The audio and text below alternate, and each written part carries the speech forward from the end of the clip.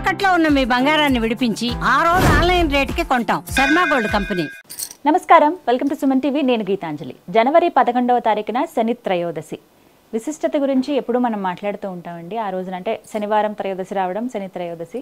చాలామంది శని దోషాలతో ఇబ్బంది పడుతున్న వాళ్ళు ఎక్కువగా ఆ రోజున శని ఆలయానికి వెళుతూ ఉంటారు, అభిషేకాలు చేస్తూ ఉంటారు, శివాలయానికి వెళుతూ ఉంటారు, అభిషేకాలు చేస్తారు. అయితే ప్రత్యేకంగా ఈసారి శని మరికొద్ది రోజుల్లో రాశి మారబోతున్నాడని చెప్తున్నారు. అందులోనూ ఈ ప్రభావం ఎవరెవరిపైన ఎక్కువగా ఉంటుంది, మరి ముందుగా తీసుకోవాల్సిన జాగ్రత్తలు ఏంటి, అసలు ఆ రోజున ప్రత్యేకంగా 11వ తారీఖున ఎటువంటి పరిహారాలు పాటించాలి, వీటి గురించి తెలుసుకుందాం. వివరించేందుకు ప్రస్తుతం మనతో పాటు ఉన్నారు ప్రముఖ జ్యోతిషులు బ్రహ్మశ్రీ నందిభట్ల శ్రీహరి శర్మ గురువు గారు. వారితో మాట్లాడదాం. గురుగారు నమస్కారం అండి. వాగర్థావివ సంపృక్తౌ వాగర్థ ప్రతిపత్తయే జగతఃపితరౌ వందే పార్వతీ పరమేశ్వరౌ. సదాశివసమారంభాం శంకరాచార్య మధ్యమాం అస్మదాచార్య పర్యంతం వందే గురు పరంపరాం. ఆదిత్యాయ చ సోమాయ మంగళాయ బుధాయ చ గురుశుక్రశనిభ్యశ్చ రాహవే కేతవే నమః. శృంగేరి జగద్గురు పీఠాధిపతులకి, కంచి పీఠాధిపతులకి నమస్కారములు తెలియజేసుకుంటూ కార్యక్రమాన్ని ప్రారంభిద్దాం. శని త్రయోదశి 11వ తారీఖున గురువుగారు. ఈసారి జనవరిలో ఇంకా ఫస్ట్ వారం మొదటి 11 రోజుల్లోనే వచ్చింది.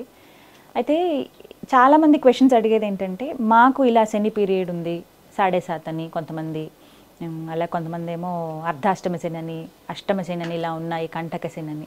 ప్రత్యేకంగా చేసుకోవాల్సిన పరిహారాలు ఏమైనా ఉన్నాయి? ఎందుకంటే ఆ బాధలకి చాలా ఇబ్బంది పడుతున్న వాళ్ళు ఉన్నారండి. శని అనగానే భయపడే వాళ్ళే చాలామంది ఉంటారు.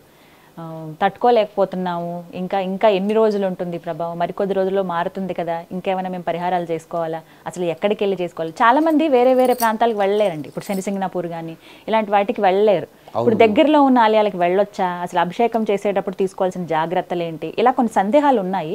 ముందుగా మీరు వివరిస్తే నేను అవి కూడా అడుగుతాను. తప్పకుండానమ్మా. మీరు అన్నట్టుగానే చాలామంది శని అంటే చాలా భయపడుతుంటారు, బాధపడుతుంటారు. అంటే శని ప్రభావం ఏంటనేది ఒక ముక్కలో చెప్పాలంటే, మనం ఏ జన్మలలోనైనా కానీ, ఉదాహరణకి గత జన్మలో మనం ఏం పని చేసినా ఆ గత జన్మలో చేసిన అన్ని రికార్డ్ చేసేవాడు ప్రత్యక్ష భగవానుడు సూర్యుడు. ఆ సూర్యుని దగ్గర నుంచి మనం ఈ జన్మలలో, గత జన్మలో మనం మంచి చేసుకుని ఉంటే పుణ్య ఫలితం ఈ జన్మలో అనుభవిస్తాం, పాప ఫలితం పాపం చేసుకుంటే పాప ఫలితం, అన్నీ కూడా శని ప్రభావం సందర్భంగా ఉన్నప్పుడు. గత జన్మ పుణ్యవశాత్తు స్వర్గీయ నందమూరి తారక రామారావు గారు ఈ ఏలిన నాడు శని ప్రభావం ఉన్నప్పుడే పార్టీ పెట్టడం, అద్భుతం సృష్టించి 9 నెలల్లోనే ముఖ్యమంత్రి అయ్యారు. ఇది శని ప్రభావం ఉన్నప్పుడు ఇది జరుగుతుందంటే ఎవరైనా నమ్మగలుగుతారా? మరి శని పుణ్యాన్ని కూడా ప్రసాదించాడు అక్కడ. కాబట్టి కేవలం కష్టాలనే కాదు, అందున కష్టాలు అనుభవిస్తున్నాడంటే ఈ కష్టపడుతున్నామంటే గత జన్మ పాప ఫలితం పోతుందనే కదా మనం కష్టపడుతుంది. ఆ విధంగా కష్టాన్ని ఇష్టంగా చేసుకోవాలి. అయితే ఎవరైతే శని భగవానుణ్ణి చక్కగా ఆయనకి ఇష్టమైనటువంటి పర్వదినం రోజున ఎవరైతే నిజాయితీగా అర్చిస్తారో, అనగా పూజ కానీ, అభిషేకం కానీ, హోమం కానీ, లేకపోతే అర్చన కానీ, ఎవరైతే శనికి ప్రీతికరంగా కొన్ని పనులు నిజాయితీగా చేస్తారో శని బాధ పెట్టాడు. ఉదాహరణకి ఇప్పుడు బాస్ ఉంటాడమ్మా, ఆ బాస్ మన మీద కోప్పడితే సందర్భాలు కూడా ఉంటాయి. కానీ ఆ బాస్ని మనం ఎప్పుడు ప్రసన్నం చేసుకుంటూ ఉంటే ఆ కోప్పడే సందర్భాలు ఉన్నప్పుడు మనల్ని ఎక్స్క్యూజ్ చేస్తాడు కదా, అంత కష్టపెట్టకుండా మందలించి వదిలిపెడతాడు కదా బాస్. అలాగే మనకు గత జన్మ కర్మదోషాలకి మన బాస్ శని భగవానుడు. అతన్ని అవకాశం వచ్చినప్పుడల్లా అతన్ని అర్చిస్తే, అతను కష్టపెట్టేటువంటి సందర్భం వచ్చినప్పుడు మనల్ని తక్కువగా ఇబ్బందులతో మనం బయటపడతాము. కాబట్టి ఈ యొక్క శని త్రయోదశి 11వ తారీఖు రోజున ఉన్నటువంటిది ప్రత్యేకమైనటువంటిదమ్మా. ఎందుకు ప్రత్యేకం కూడా తెలియచేస్తాను. ధనుర్మాసంలో వస్తుంది. సాక్షాత్తు శని భగవానుడు ఎవరు? విష్ణు భగవానుడి తోడలుడు. కాబట్టి ఆ విష్ణు సంబంధమైనటువంటి ధనుర్మాసంలో వచ్చే శని త్రయోదశి అద్భుతమైన, కష్టాల్ని తీర్చేవాడు విష్ణు భగవానుడు అయితే కష్టాలు పెట్టేవాడు శని భగవానుడు.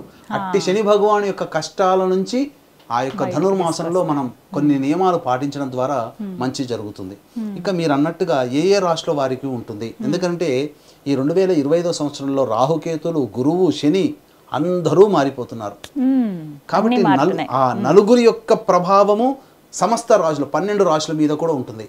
ఇప్పుడు చాలామంది ఏంటంటే, ఇప్పుడు శని ప్రభావం నడుస్తున్నటువంటి సందర్భంగా కుంభరాశిలో సంచారం చేస్తున్నాడు కాబట్టి వృషభ, మిథున, కర్కాటక, సింహ, తుల, వృశ్చిక, మకర, కుంభ, మీన రాశిలో వాళ్ళకి శని ప్రభావం ఇక పోతుంది అనుకునేటువంటి వాళ్ళకి ఇప్పటి వరకు వృశ్చిక రాశి వారికి అర్ధాష్టమ శని, అమ్మ అర్ధాష్టమ శని ఈ సంవత్సరంతో పోతుంది అనుకుంటారు.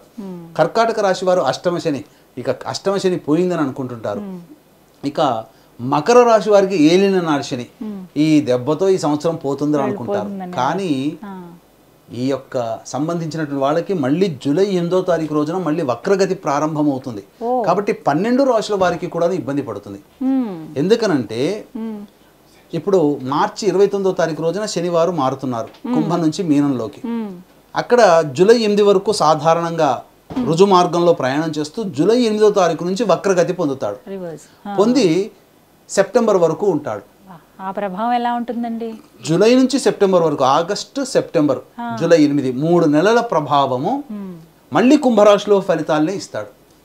వృశ్చిక రాశి వారికి పోయింది ఇబ్బందులు అని అనుకునేడానికి లేదు. మళ్ళీ ఆ 3 నెలలు అర్ధాష్టమ శని ప్రభావం అక్టోబర్ వరకు 4 నెలలమ్మా.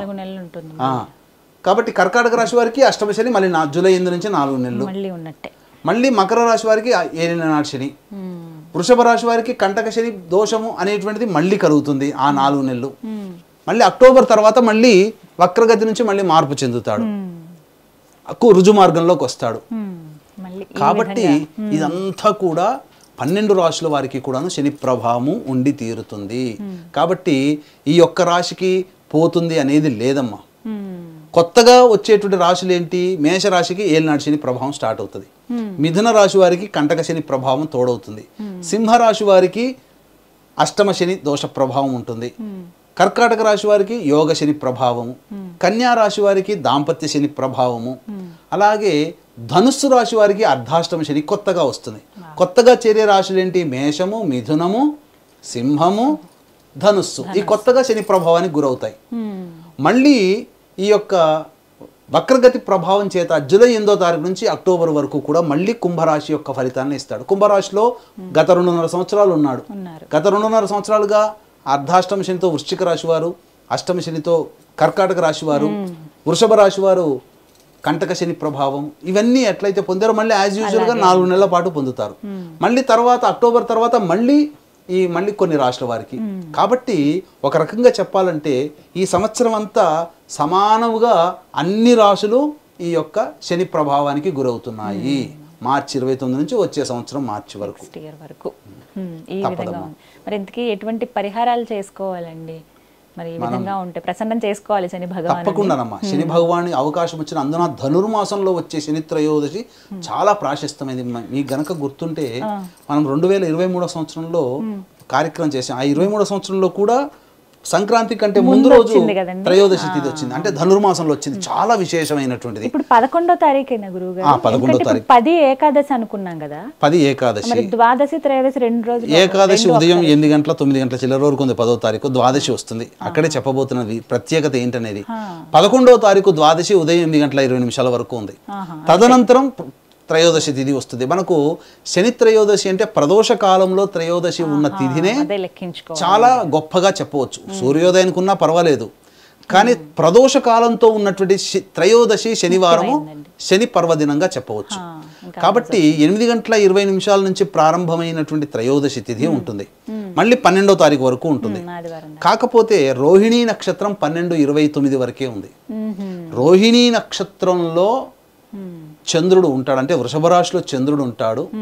దానికి కేంద్ర స్థానము కుంభరాశిలో శని భగవానుడు ఉంటాడు.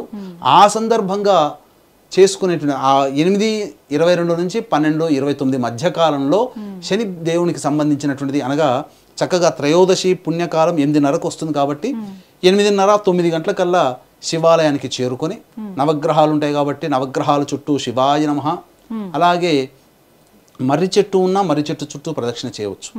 లేదా జమ్మి చెట్టు చాలా ప్రాశస్తం. శివాయ నమః అంటూ 27 ప్రదక్షిణలు చేసి ఆ యొక్క 8:30 నుంచి 12:30 మధ్య కాలంలో అభిషేకం ఆ శని భగవానుడి దగ్గర ఎదురుగా మట్టి ప్రమిద కానీ ఇనుప ప్రమిద కానీ పెట్టి ఒక నల్లటి బట్టను మనం కొద్దిగా కత్తిరించుకొని ఒత్తిలాగా చేసుకొని నల్ల నువ్వుల నూనె వేసి దీపారాధన చేసి స్వచ్ఛమైనటువంటి నల్ల నువ్వుల నూనెతో అభిషేకం చేసుకోవాలి. మనమైనా చేయొచ్చు, బ్రాహ్మణు ద్వారానే చేయొచ్చు. మనం చేసుకునేటట్టయితే ఓం శనైశ్చరాయ నమః, శనైశ్వరాయ అని కాదు, శనైశ్చరాయ నమః, లేదా మనము శివాయ నమః అనుకుంటూ కూడా ఆ ఈశ్వరునికి శనైశ్వరుడికి అభిషేకం జరిపించి 8 నువ్వుల లడ్డూలు నైవేద్యంగా పెట్టాలి. ఆ తదనంతరం 1:15 నుంచి 2:15 మధ్య కాలంలో శనిహోర ఉంటుంది. ఆ శనిహోరలో శని ఎవరి శరీరంలో ఉంటాడంటే పెద్దవాళ్ళు, ముసలివారు, వృద్ధులు, శారీరక మానసిక వికలాంగులకి సహాయం చేస్తే శని చాలా సంతోషిస్తాడు. పారిశుద్ధ్య కార్మికులు వాళ్ళలో కూడా ఉంటాడు. కాబట్టి ఈ యొక్క అనాథలకి కానీ ఆశ్రమంలో కానీ వృద్ధాశ్రమంలో కానీ మానసిక శారీరక వికలాంగులు ఉన్నటువంటి వాళ్ళ దగ్గరికి వెళ్ళి వాళ్ళకి తినే పదార్థాలు, పండ్లు, ఇతర పదార్థాలు పంచవచ్చు. పారిశుద్ధ్య కార్మికులకి వాళ్ళకి వంట సామాగ్రి కొనిచ్చినా పర్వాలేదు, లేదా కనీసము శక్తి లేని వాళ్ళు 10 రూపాయలు ఇచ్చి ఛాయ్ తాగమనిచ్చినా చాలు. ఆ యొక్క 1:15 నుంచి 2:15 మధ్య కాలంలో చేయాలి. తదనంతరం ప్రదోషకాల సమయం వస్తుంది కదమ్మా. ఈ ప్రదోషకాల సమయంలో కూడా ఉదయం పూట నవగ్రహాల్లో శనైశ్వరుడికి చేశారు. సాయంకాలం 5:27 ఎంతో ఆ విధంగా సూర్యాస్తమయం అవుతుంది. అప్పుడు దానికంటే ముందు 45 నిమిషాలు అనగా 4:30కి చేరుకొని శివాలయంలో, దేవాలయం కాకుండా బాహ్య దేవాలయం అనేటువంటిది ఉంటుంది. ఆ బాహ్య శివాలయంలో ఆ ఈశ్వరుడికి నువ్వుల నూనెతో అభిషేకం జరిపించితే చాలా విశేషం. ఆ విధంగా అభిషేకం జరిపించినట్లయితే శని దోషం చాలా మటుకు తొలగిపోతుంది. అట్లాగే వీక్షించేటువంటి ప్రేక్షకులు కూడా ఈ యొక్క శని త్రయోదశి సందర్భంగా జనవరి 11వ తారీఖు రోజున శ్రీశైల క్షేత్రంలో 12 రాశులు ప్రభావితమైతే చెప్పుకున్నాం కాబట్టి 12 రాశుల వారికి శనిదోషం నివారణ హోమాలు, గత జన్మ కర్మదోష నివారణ హోమాలు, వివాహము, దాంపత్యం సంబంధించి 18 రకాల హోమాది కార్యక్రమాలు పర్ హెడ్ 1500 రూపాయలకి చేయించడం జరుగుతుంది.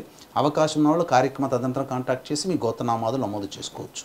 ఇక ఆ యొక్క ఈశ్వరునికి అభిషేకం జరిపించిన తరువాత చక్కగా అర్చన చేయాలి. నీలి రంగు పుష్పాలు కానీ, చామంతి పుష్పాలు కానీ, లేదా శంకు పుష్పాలు కానీ, లేదా జమ్మి పూలు దొరికితే మంచిది, లేదా జమ్మి పత్రాలతో ఆ ఈశ్వరునికి అర్చన చేసినట్లయితే చాలా శుభ సమయం అమ్మ. అలాగే ప్రదోష కాలం అనేటువంటిది చాలా విశేషం. మధ్యాహ్నం 3 గంటలకి మన శ్రీశైలంలో మధ్యాహ్నం 3 గంటలకి చేస్తున్నాం కాబట్టి ప్రదోష కాలంలో మీరు కూడా ఆ యొక్క కార్యక్రమంలో శ్రీశైల క్షేత్రంలో జరిగే దాంట్లో కూడా నమోదు చేసుకున్నా, అలాగే ఈ సంబంధించినటువంటి ప్రదోష కాలంలో అర్చన చేసిన ఈశ్వరుడికి చాలా ప్రీతికరమమ్మ. తర్వాత ఆ ఈశ్వరుని దర్శనం చేసుకొని మనకు తూర్పు వైపున ఆరుద్ర నక్షత్రం కనబడుతుంది. మనం కనుక చూస్తే 3 చుక్కలు ఒకే రేఖ మీద ఉంటాయి. అదే ఆరుద్ర. అంటే ఆ 3 ఆరుద్ర కాదు. ఆరుద్రం అంటే నటరాజ స్వరూపముగా ఉంటుంది. అదంతా నక్షత్రాల మాలిక. ఆ యొక్క నమస్కారం చేసుకొని భోజనం చేసుకున్నట్లయితే ధనుర్మాసంలో వచ్చినటువంటి అలభ్య పుణ్యతిథి ఈ యొక్క శని త్రయోదశి. కాబట్టి ఆ రోజునంతా కూడా చేసినటువంటి పని వల్ల శని భగవాను యొక్క అనుగ్రహం కలిగి మార్చిలో మారుతున్నటువంటి రాశులకు ఏవైతే కొత్తగా వస్తున్నాయో వాళ్ళకందరికీ కూడాను శుభం చేకూరుతుందని చెప్పడంలో ఏమాత్రం సందేహం లేదు. చివరిగా ఒక సందేహం గురుగారు, శనీశ్వర ఆలయానికి వెళ్ళినప్పుడు తిరిగి ఇంటికి వచ్చి స్నానం చేయాలండి? మనకు సాధారణంగా స్నానం చేయమని ఎక్కడా చెప్పబడలేదు. చాలా మంది చేస్తారు, అక్కడ ఆ విధంగా చేస్తుంటారంటే అదొక శని దోషంగా పట్టుకున్న మనం చేస్తుంది పూజా కార్యక్రమం.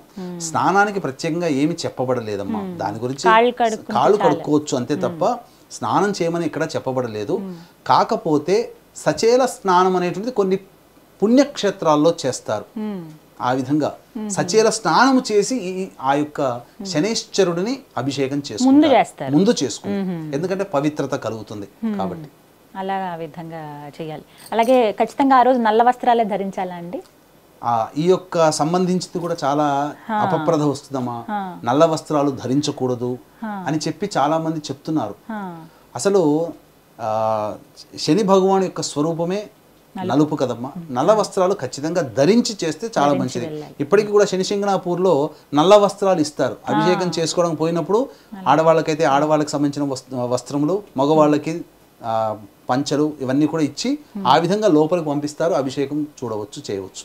ఆ విధంగా నల్ల వస్త్రం ధరించి వెళ్ళొచ్చు, తప్పేమీ లేదు. అంటే శివాలయానికి వెళ్ళినప్పుడు కూడా అలా వేసుకోవచ్చా అనేది? వేసుకోవచ్చమ్మా, తప్పేమీ లేదు. నల్ల వస్త్రం అనేటువంటిది మనము ఎటువంటి అహంకారము లేదు, అలాగే మనకు ఈ శరీరం మీద మనకు వాంఛ కోరికలు లేవని తెలపడం కోసం నల్ల వస్త్రం ధరించడం. అది చాలా చక్కగా వివరించారు గురుగారు. ధన్యవాదాలండి. సర్వం శ్రీ ఉమామహేశ్వర పరబ్రహ్మార్పణమస్తు.